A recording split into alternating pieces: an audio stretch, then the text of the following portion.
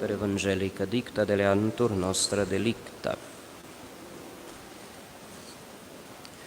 Meus filhos, nós continuamos ouvindo o Sermão da Montanha, a nova lei para o novo povo de Deus. Esse já é o terceiro domingo seguido.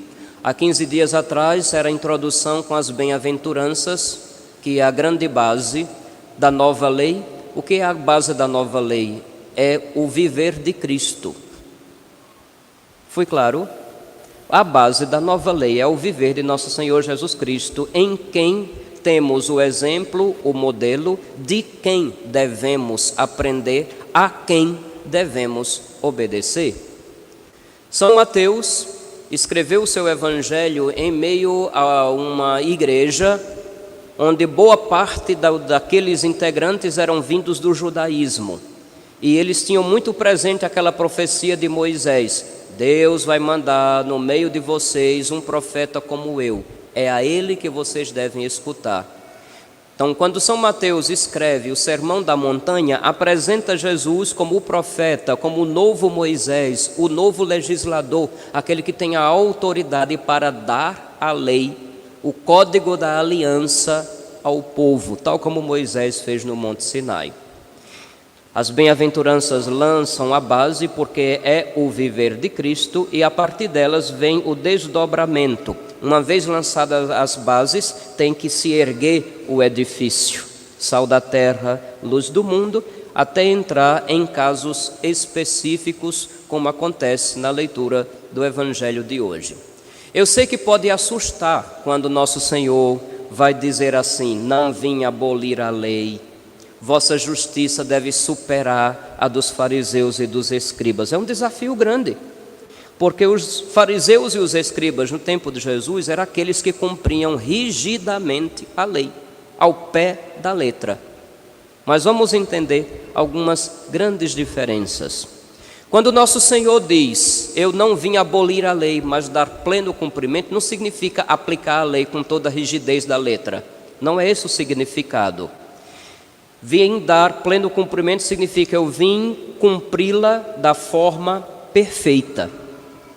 Primeiro vamos entender, a lei e os profetas era um modo de falar da Sagrada Escritura que nós conhecemos como Antigo Testamento. Quantas vezes eu já disse, o Antigo Testamento prepara para a realidade que é Cristo no Novo. Muitas coisas que eram previstas no Antigo Testamento eram sombra e imagem da realidade que viria com o Messias, nosso Senhor Jesus Cristo. Leia a carta aos Hebreus e você vai entender o que estou acabando de dizer. O Antigo preparou, no Novo, Cristo realiza. Portanto, da lei não vão continuar, digamos assim, aquelas prescrições de pureza ritual ou do sacrifício do Antigo Testamento. Se o sacrifício de Cristo é o culto perfeito a Deus, então os sacrifícios do Templo de Jerusalém perdem sentido. Eles caducaram. Caducar é uma forma também no português de dizer assim: aquilo não tem validade mais, não tem serventia mais para nós. Basta olhar, por exemplo, as prescrições alimentares, porque se a gente fosse, digamos assim, interpretar literalmente, sem considerar Jesus, de que a lei deve ser cumprida nos mínimos detalhes, e agora, lá nos livros da lei está escrito, por exemplo, que não se deve comer carne de porco. Como é que fica? Como é que fica agora o seu cardápio durante a semana? Lá está escrito que não se deve cozinhar a carne do cabrito no leite da mãe, então significa que comer estrogonofe é pecado. Lá está escrito que não se deve ingerir o sangue, e agora, quem come sarapatel está pecando. Como é que fica? Pelo amor de Deus, quantas vezes eu já disse aqui, Jesus é o critério para a gente entender a Sagrada Escritura, interpretá-la e vivê-la.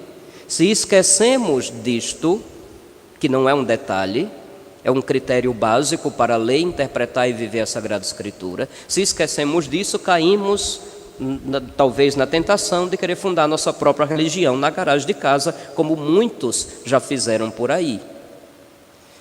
Cristo veio cumprir aquilo que a lei antiga preparou. Uma vez cumprido, aquilo que era preparação não tem mais sentido. Cristo é o critério para a gente saber o que não precisa mais e o que é essencial. Ele é o critério. Foi claro? Portanto, nosso Senhor vai nos recordar, por exemplo, que os principais mandamentos, estão lembrados? Amarás o Senhor teu Deus de toda a tua alma, com toda a tua força, com todo o teu entendimento. E o segundo é semelhante, amarás o teu próximo como a ti mesmo. Nisso se resume toda a lei. Depois, mesmo ele dizendo, o segundo é semelhante, amarás o teu próximo como a ti mesmo, até este segundo, amarás o teu próximo como a ti mesmo, ele vai aperfeiçoar. Quando diz, amai-vos assim como eu vos amei. Ou seja, ele será o critério para a gente saber o que é amor e como é que deve ser vivido esse amor. Não é mais o seu bem-querer pessoal que vai determinar o bem-querer que você precisa ter para com o próximo. É o bem-querer de nosso Senhor Jesus Cristo que vai ser o critério. Não vai ser mais você. Até nisso ele supera, ele leva à perfeição. Vocês perceberam que eu até frisei na proclamação do Evangelho a frase que Jesus repetiu várias vezes. Foi dito aos antigos, eu, porém, vos digo. Perceberam? Somente quem deu a lei é que tem autoridade para dar a interpretação correta da lei. É muito simples entender a partir daí. Somente quem tem autoridade para fazer a lei é quem tem autoridade para dizer a interpretação correta da lei. Foi dito. Mas o que foi dito levou os antigos a interpretar a coisa apenas de um jeito e não entrar no espírito mesmo do que estava sendo dito. É por isso que nosso Senhor vai dizer, foi dito, eu, porém, vos digo. E no porém que Jesus coloca, ele está dizendo o seguinte, não adianta ficar apenas na exterioridade do mandamento. Não basta não matar. É necessário você querer o bem do outro, mesmo que o outro seja o seu adversário, o seu inimigo. Não basta não matar. É necessário cultivar a benevolência, o querer o bem do outro. Não basta não cometer adultério. É necessário cultivar a virtude da castidade. Foi com base nisso aqui que quando a igreja sintetizou o decálogo, neste mandamento, em vez de dizer-nos não cometerás adultério, foi dito não pecar contra a castidade, porque assim a gente pega o que Jesus interpretou da forma perfeita e já aplica.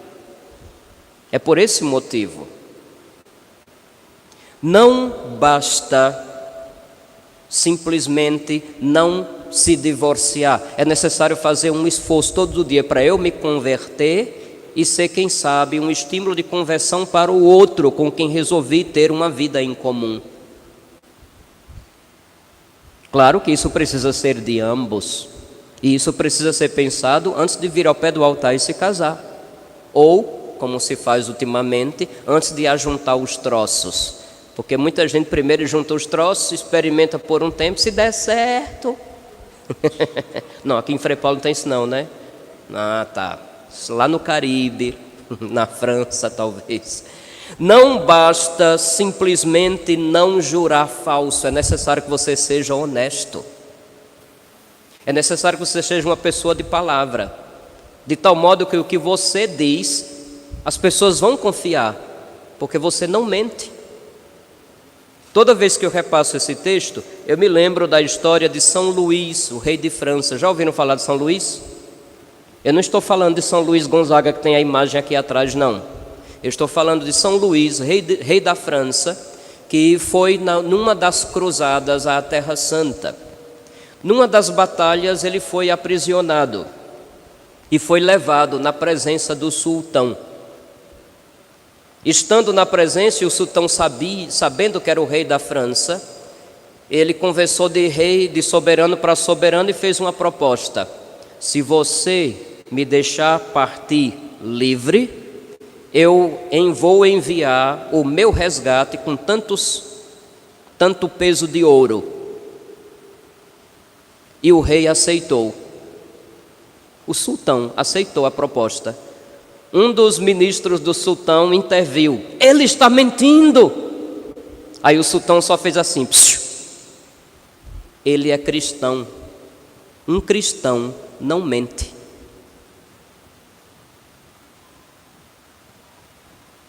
Pausa para efeito e para dor de consciência. Eu gosto de ver as reações nessas horas.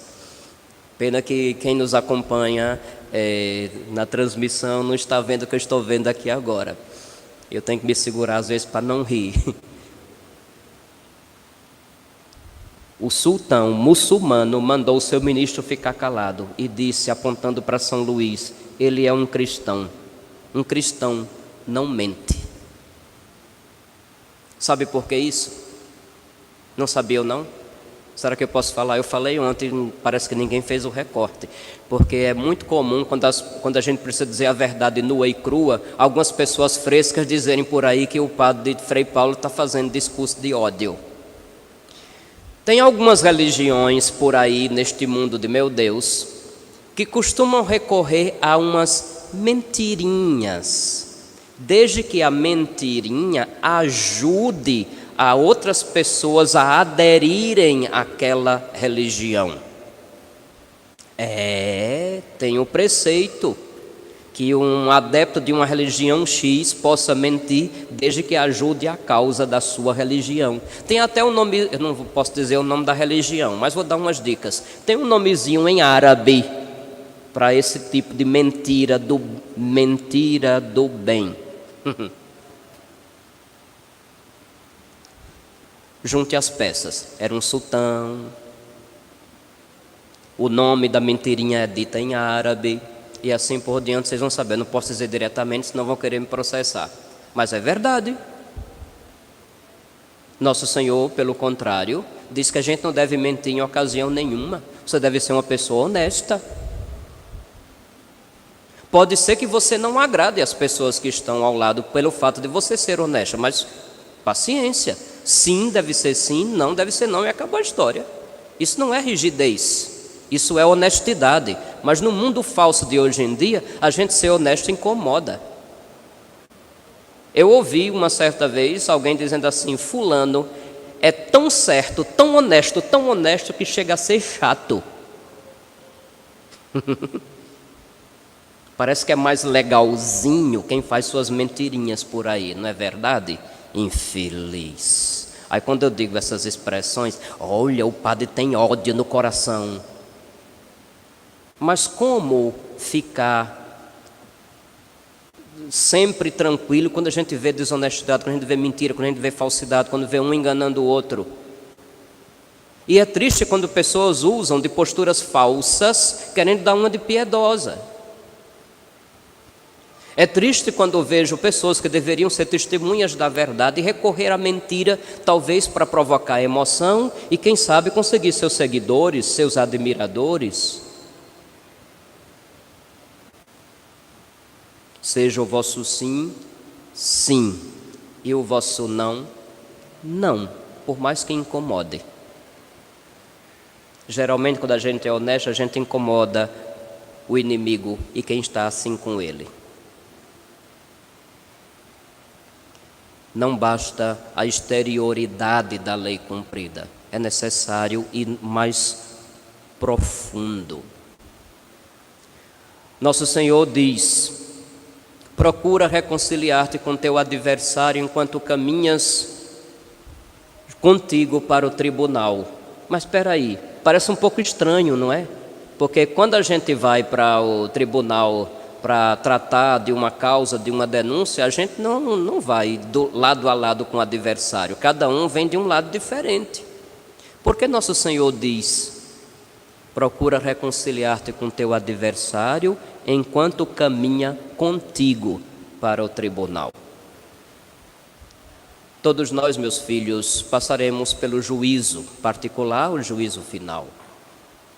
Enquanto não chegamos lá, na maioria das vezes o adversário da nossa salvação é o nosso próprio ego. É como se eu fosse o adversário de mim mesmo.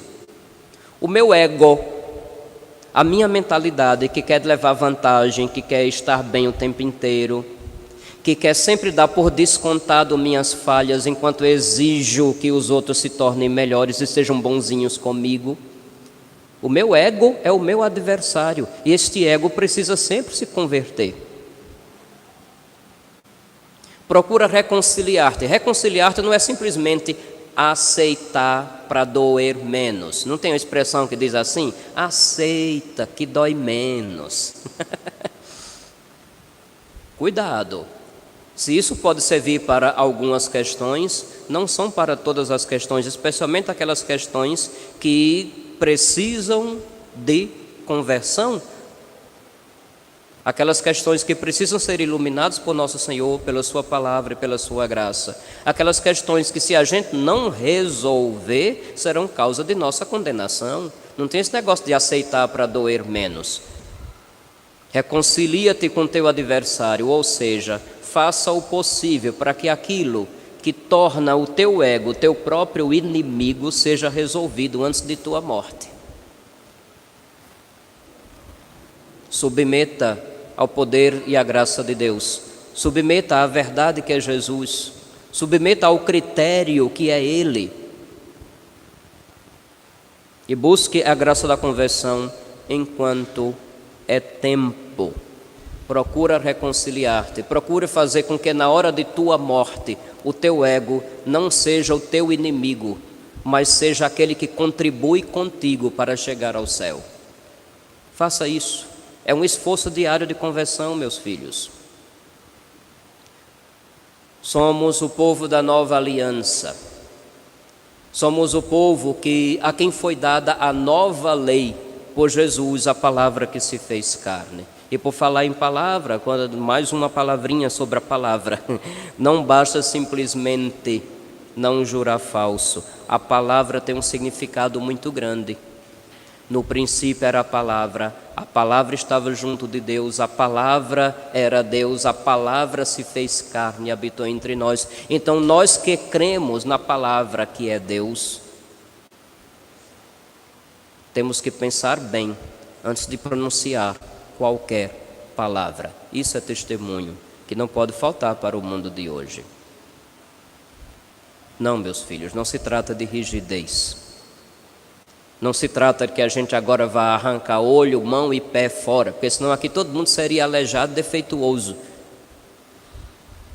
Mas se trata de até certas coisas que nos são caras, nos são necessárias, vira e mexe, nós precisamos fazer algumas renúncias. Do contrário, o nosso ego toma conta, se torna o nosso inimigo, o nosso adversário, e no tribunal sairemos condenados. Nunca esqueça esse critério. Nosso Senhor Jesus Cristo, sua vida e sua obra são um critério através do que nós entendemos a Sagrada Escritura, interpretamos ela e somos chamados a viver. A nova lei é imitar Jesus Cristo. Esta é a nova lei. É um desafio? É. Mas aqui eu gosto de lembrar de Santo Agostinho. Já ouviram falar de Santo Agostinho, não é?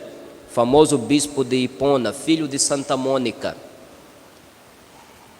Se eu não me engano, foi Santo Agostinho que disse: Deus não nos manda coisas impossíveis. Só uma pessoa extremamente preguiçosa é que vai dizer que a lei de Deus é difícil de ser cumprida.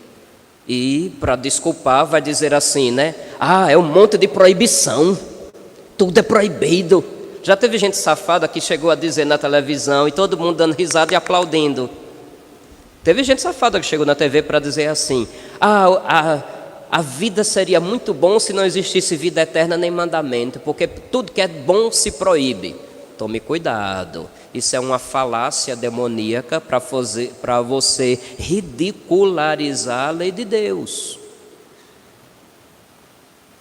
Voltando a Santo Agostinho. Santo Agostinho, se eu não me engano, diz assim, que Deus não nos manda fazer o que é impossível. Mas ele nos faz uma proposta: faça o que você puder, e o que você não puder, peça a Ele, que Ele vai ajudar você para que você possa fazer. Faça o que puder. Faça o que puder. E o que não puder, peça a Ele. E Ele vai ajudar você para que você possa fazer. Não é impossível. Não é impossível.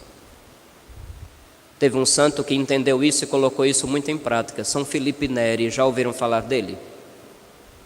São Filipe Neri foi um padre italiano, florentino, da cidade de Florença, mas que viveu em Roma. Ele foi contemporâneo de Santo Inácio de Loyola. Os dois viveram contemporaneamente na mesma cidade. Inclusive tiveram amizade, se encontravam, conversavam e tudo mais. São Filipe resumia a máxima educativa dele no mote: sejam bons se puderem.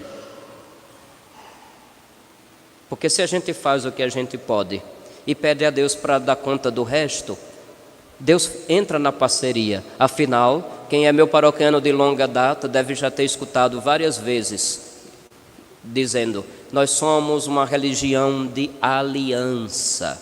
Deus se compromete conosco. E à medida que a gente se compromete com Ele, coisas grandes são possíveis de acontecer. Imagine as pequenas. Faça o que puder. E o que não puder, peça a Deus que Ele vai ajudar para que você possa fazer. Louvado seja nosso Senhor Jesus Cristo.